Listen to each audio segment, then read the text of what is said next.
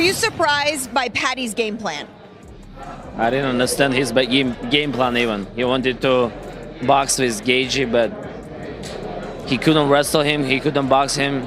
He just a little bit young and he has a better chin, but he's a trash can. Just curious, what did you think about Paddy's chin? Because a lot of people say Justin Gaethje is the hardest hitter they've ever faced. Yeah, but Paddy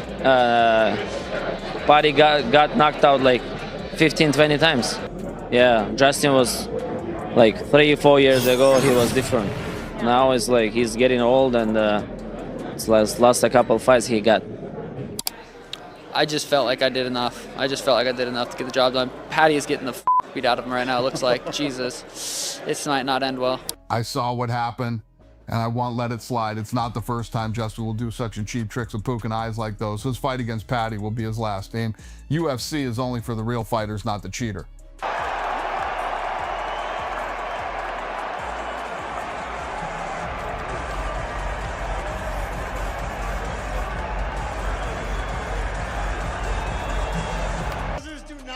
That Scalzer does not get knocked out. Oh my God. It was almost like he understood the assignment. We're on Paramount. There's a new network. There are going to be new fans. We need to introduce them to what the UFC is. I think after watching that, everybody that was tuned in are going to be lifelong fans of the UFC. Because on the special nights, there is not a sport in the world that can compare to the UFC. And tonight we have one of those special nights. Paddy's heart, bro. The grit of this kid. I don't care that he lost the fight. He comes back and murders like most guys. Yeah. Like anyone that doesn't have the grit. Like obviously everyone, like myself and everybody else, is worried about how much a fight like this takes out of you. But he's super young. Yeah. Like, you know what I mean? I think he's young enough to bounce back from a fight like this and to turn it into a superpower moving forward. Because not many people survive Gaethje the way he does. Yeah. The way he did, or like have moments of greatness late in the fight after taking the hits that he took. Now that the fight between Paddy Pimblett and Justin Gaethje is officially in the books, the debate has shifted to how the reality inside the cage compared to the pre-fight predictions. Some experts were convinced Paddy's chaos and relentless pressure would overwhelm everything, while others trusted Gaethje's patience and striking discipline. That collision of expectations made the aftermath feel even louder than the fight itself. In the UFC, you were saying stuff like, well, his entrance is good and it's all well and good to get the fans, but he needs to be able to fight. Obviously, we've seen him have great wins before, but to show the durability he had in that fight tonight, do you feel like even though he lost, he will be considered one of the best in that division moving forward? No doubt about it. I mean, he was the favorite tonight. I think that's what fucked him. Every other one, he's the underdog and everybody thinks he's going to lose. Tonight, he's the favorite. I don't think that his game plan was the greatest. Obviously, tonight he showed he is tough, he is durable, and almost impossible. I mean, especially against Gaethje. And you're eating those punches from him. You know, it's one thing to say, listen, I'm going to come out. I believe in, say, you know what? It's the third round. I got 2 rounds left. I might want to try to take him down and submit him here. Long before the cage door closed, Tim Welch framed the matchup around Justin Gaethje's ability to damage opponents early. He explained that Gaethje's calf kicks weren't just strikes, but long-term investments, slowly breaking down an opponent's base, altering how they stand and move, and setting the table for his hands to become more dangerous as the fight progressed. Congrats to Justin Gaethje. What an unbelievable performance. Paddy the Paddy, oh my God, he impressed the hell out of me. Incredible. He'll learn from that, but I tell you what, he's got what you can't teach. Heart, grit, determination, all that shit. Yeah, he can make tweaks. You can put the chin down, you can lift the hands up. What he showed tonight is that he is legit. The man is real, and that's for damn sure. He's at the hospital right now. He'll be fine. They're just checking him out. Gotta say though, well done, Justin Gaethje. He was the... Welch also warned that Paddy Pimblett is often at his most vulnerable during his own offense. Every time Paddy bursts forward with confidence and aggression, his chin follows him into the exchange. Tim believed that one perfectly timed counter from Gaethje in those moments could end the fight instantly. Grappling.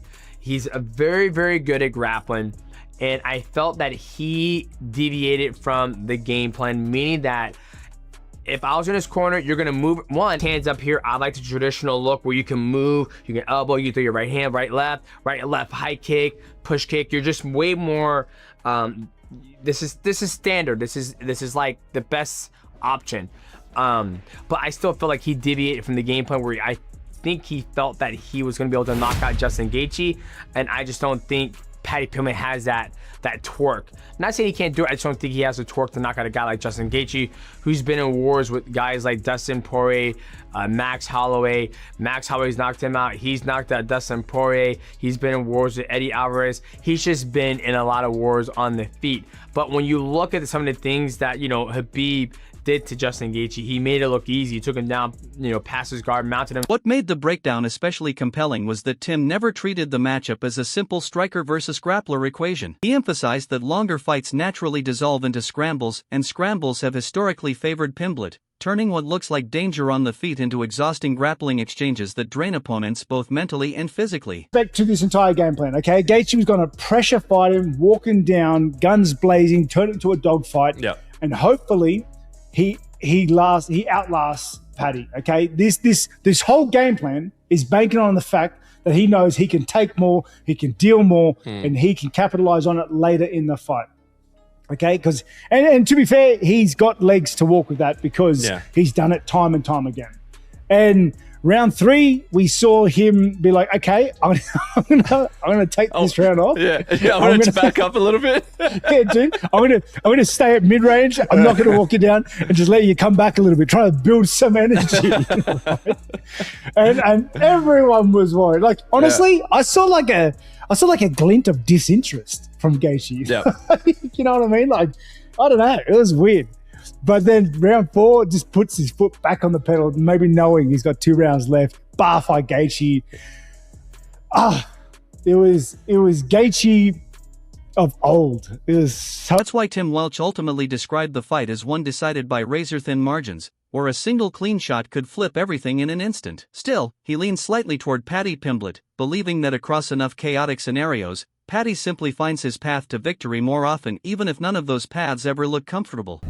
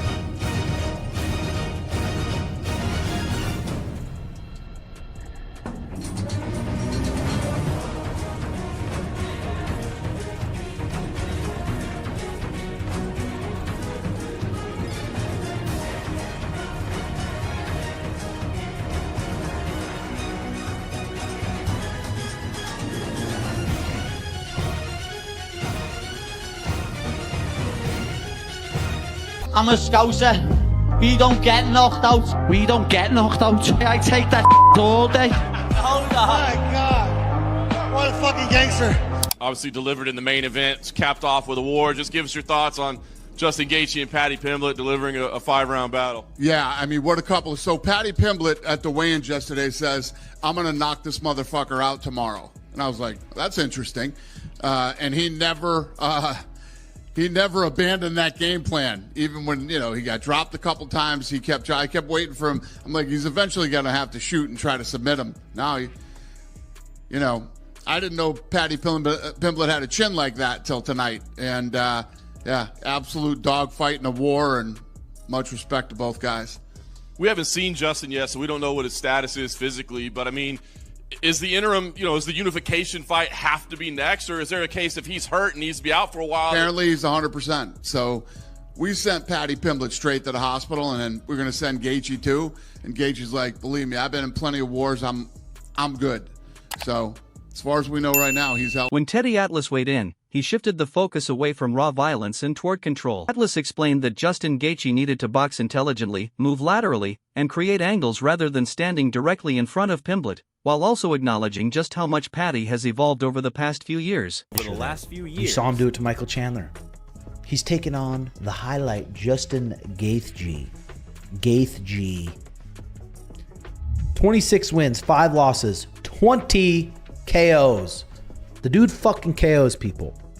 Early on, he'd calf kick the fuck out of people. He'd calf kick people where they couldn't take it anymore. He had many TKOs from calf kicks alone.